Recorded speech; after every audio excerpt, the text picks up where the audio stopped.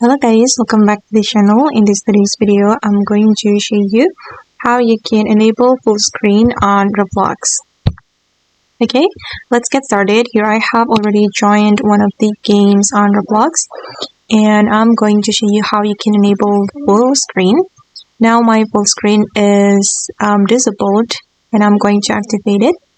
We can go to the setting guys, go to the Roblox menu and select settings right here, and then you will see the full screen and activate the full screen right here. And as you can see, my full screen right now is activated. Okay guys, and that's how you can enable full screen on Roblox. I hope this video will be useful for you. Thank you so much for watching, and if you found this tutorial useful, don't forget to hit the like button, leave your comments, and also subscribe to this channel. Bye!